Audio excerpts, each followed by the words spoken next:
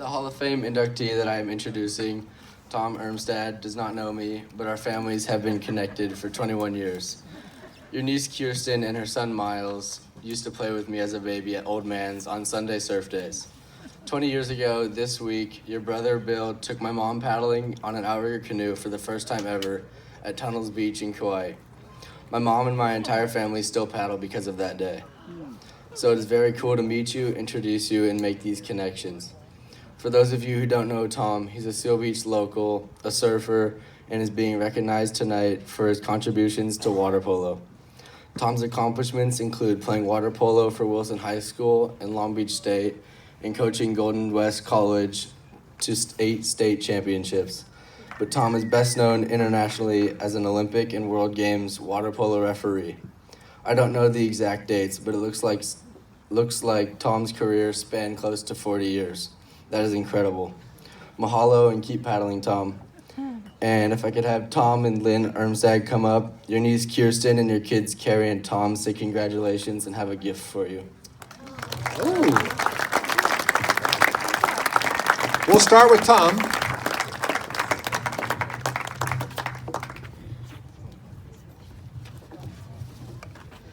Congratulations, Tom.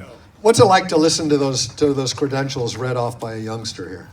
Well, I certainly didn't know I was going to hear the name Bill Hermstad, who was my brother, and to think of him in Hawaii, and now 20 years later in this situation.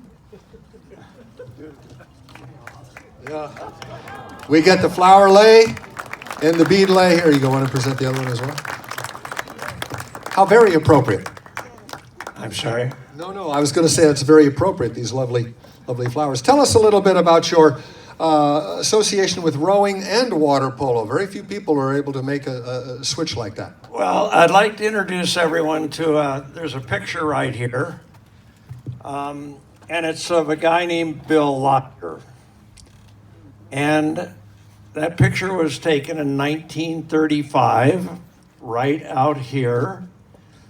And he's in his skull, got a couple oars, and he was the first rowing coach at Long Beach State College back in the mid-50s, paid for the program, coached it, and everything else.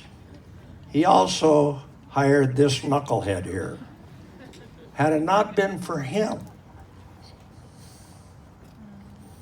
I wouldn't be standing here. For 5.5 years, when I was going to Long Beach State College, every semester, give me your schedule, give me your workout schedule, give me your travel schedule, and he adjusted the schedule so that for 5.5 years, I worked for him for about 10 years, but was a retail clerk at the end of the last 5.5 years. So I don't make it without Bill. Well said. Eight state championships. Was any one of them easier than the others or more special than the others? Well, I think you have to think the first one. But, you know, the kids that I had, one of them's Guy Baker. You're going to honor him later. And so many others. Doesn't happen without our assistant coaches. A lot of more volunteers. The coaches that followed me. The program is just, it's just hard to imagine looking back. And for 50 some odd years, there's no other program in California, probably the United States, that can match that Golden West College aquatics program. Thanks in large part to your coaching. Before we let you go, water polo referee, one of the most adversarial sports in the Olympic movement. And you have an interesting relationship with the Russian Boris Popov. Tell us a little bit about that story, if you don't mind. By the way, up here it smells like flowers. It's absolutely fantastic. I have to introduce my wife because it also, none of this stuff like Mr. Locke here, it doesn't happen if I don't have my bride behind me for 56, 7, 8. Yeah, let's give her a round of applause. She deserves that. Boris Popov. So in 19 '83, right before the Olympics. They had the FINA Cup in Malibu. The best 8 teams in the world, and one referee per country. And so I had refereed my game for the day, and I went out with my bride and our kids, came back to watch the next game, and they said, hey, you need to referee this game. And I said, what are you talking about? I'm in my Levi's and probably a Hawaiian shirt and flip-flops. I said, what's going on? And he said, well, we're not going to let the other referee. You need to take a spot. Okay, so I borrowed a whistle and put on some pants from someone gave me and a t-shirt and stuff. And I went out and refereed the game. The game, I think, ended in a tie. And Russia at the time was one of the top 2-3 teams in the world.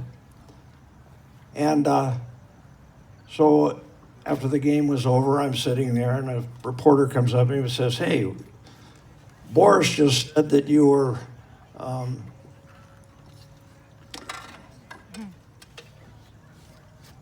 unobjective and unqualified. What do you have to say? And I said, well, that's life in the big city. So the next day, I'm in the stands with Monty Niskowski. His wife's out here right now. And Boris Popov is sitting behind me. And here comes a guy named Dennis Fosdick, who helped at Long Beach City College and water polo guy, and he was in charge of the venue at Pepperdine. And he comes up and he has his shirt. And he starts tearing off my shirt and making me put this shirt on. Boris is sitting right behind me. So now, a year later, I'm refereeing in Europe, and I'm assigned to the Russian game. So the game begins, they get the ball, and the ball turns over and they start the other way. I blow my whistle. I immediately eject a Russian player. Any Russian player. He's not done anything. And the guy looks at me, the player looks at me, then he looks at Boris, and I look at Boris and he's got his head down, and he raises his head up, and I smiled, and the guy swam out of the pool, and so everything was good. Russia did win that game. That's life in the big city, everybody. Tom, congratulations. Here, take these with you, please. There you go. Oh, I love those stories. That's the best part about it.